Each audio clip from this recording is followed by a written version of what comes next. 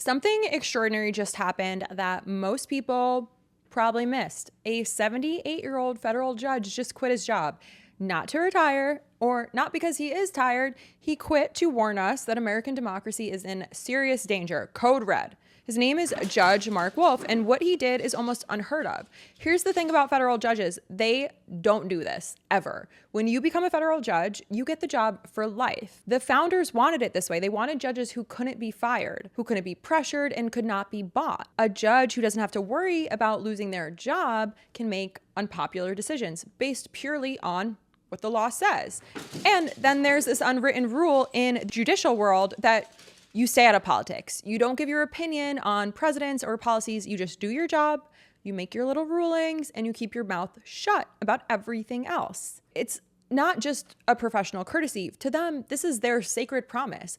Breaking it is like a priest walking out of church mid-sermon to tell everyone that this whole church thing is corrupt. Judge Wolf just broke that promise, and he's saying he had no choice. Now, before you get into this, oh, this is just some partisan judge, let me tell you who appointed him.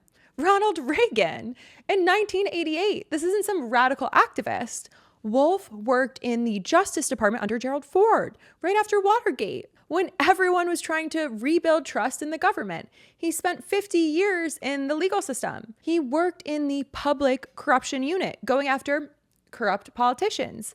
This is the establishment. This is a guy from the conservative legal world who has spent his entire career playing by the rules. Or he's saying that the rules don't even matter anymore because the system itself is breaking.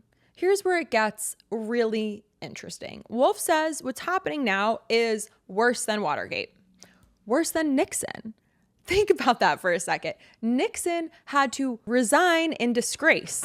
Nixon was the cautionary tale we told for 50 years about what happens when a president abuses power. But Wolf says what Nixon did episodically and covertly, knowing it was illegal or improper, is what Trump does now, routinely and overtly. What does that mean in plain English? Nixon broke the rules, but he knew he was breaking them. He hid them. He hid what he was doing. And when he got caught, the system worked. The courts made him turn over evidence. His own party turned on him, and then he resigned. Trump, according to Wolf, is doing similar things, but out in the open and daring anyone to stop him. This president is unique and uniquely dangerous. We have an ideal that's crucial to me and many others of equal justice under law. This president repeatedly, overtly directs the Department of Justice to prosecute his perceived political enemies at the same time that the Department of Justice is not investigating possible corruption by people close to the president and people who are doing things to profit the president and his family. But here's the most chilling part of Wolf's statement. He says he's resigning to speak for embattled judges who consistently, with the code of conduct, feel they cannot speak candidly to the American people. Let that sink in. He's saying that there are judges all over the country on the bench right now who are scared, who see what's happening, who want to scream and warn us, but they can't. Because out of the rules about judges staying neutral, we're only hearing from Wolf because he was willing to give everything to speak out. How many other judges are sitting there watching this happen, unable to say anything? The federal judiciary is supposed to be the most protected, most insulated part of our government. These are people with lifetime jobs who cannot be fired, and they're scared as shit right now. They're terrified. What are they seeing that we're not? Wolf mentioned some specifics. Trump publicly calling for the prosecution of people like James Comey, Letitia James, Adam Schiff, all political ops. Judges receiving threats when they rule against the administration.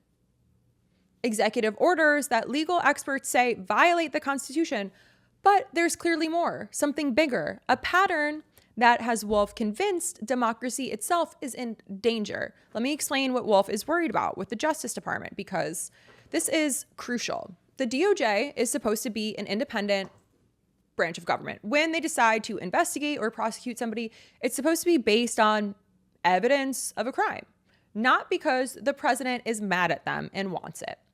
That's a really important distinction, because if that line disappears If the president can just tell the attorney general, go prosecute that person, I don't like them, then the law isn't protecting us anymore. It's just another tool for whoever's in power. And Wolf is saying that's exactly what's happening.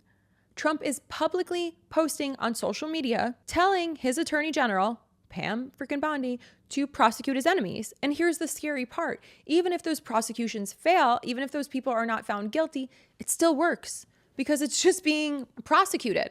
And it destroys you. Legal fees can bankrupt you. Your reputation gets destroyed. All your laundry gets aired out. It takes years off of your life. The process itself becomes punishment. And the message to everyone else is clear. Oppose us, oppose Trump, and we'll do this to you. Now, Wolf didn't just quit on a whim. The timing is super deliberate. Back in 2013, Wolf took what's called a senior status, basically a semi-retirement.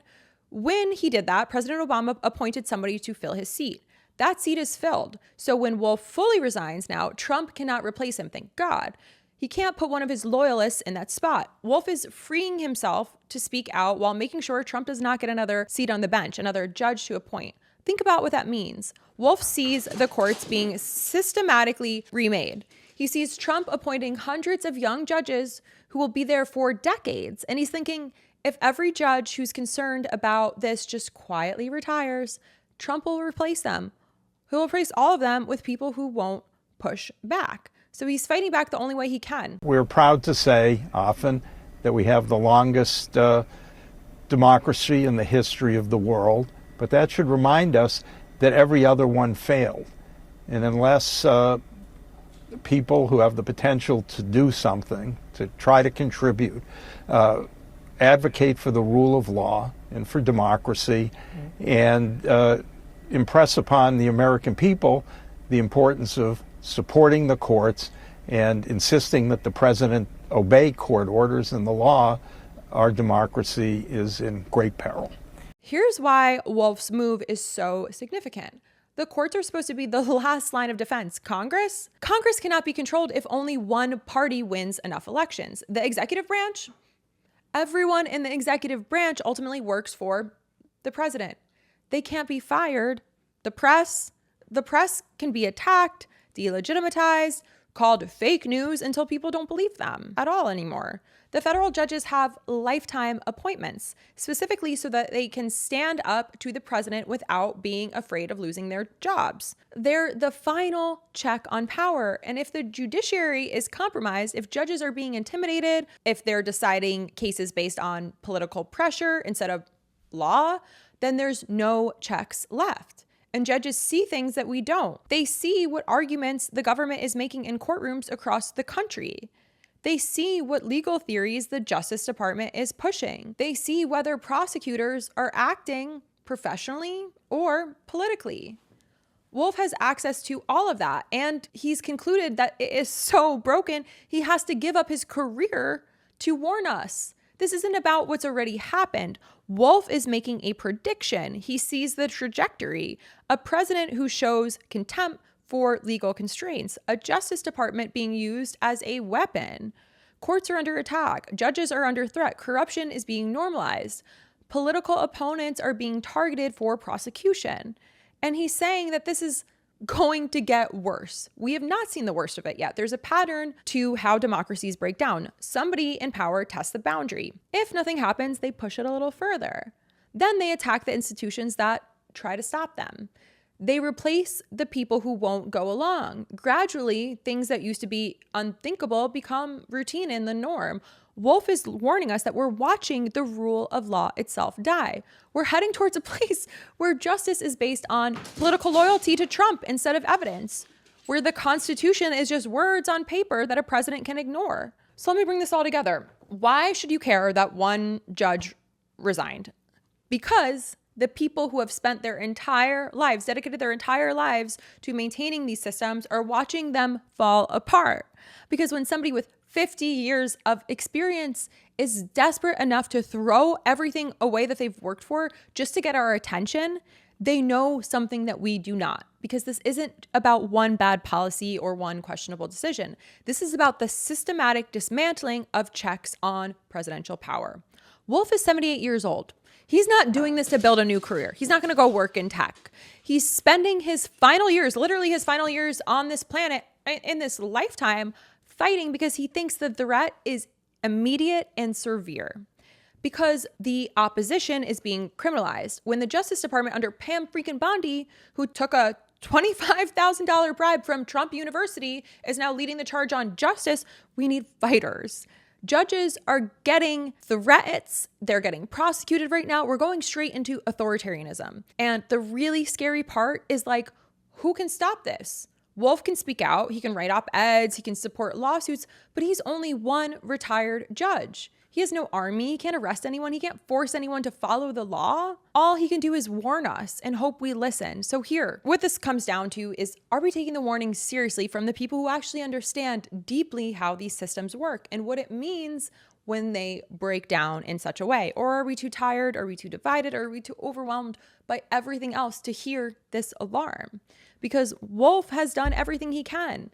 He sacrificed his career, judicial neutrality, his peaceful retirement. He's shouting as loud as he possibly can, but he can't make us listen. He can't make us care. He can't make us act.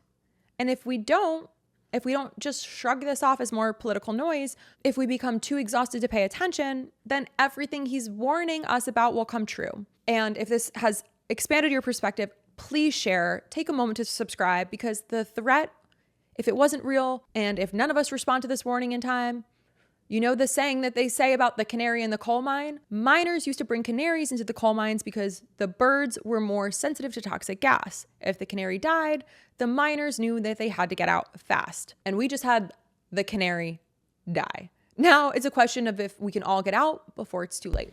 We got Willa on the couch. Savage girl strutting like a queen, you know she the boss.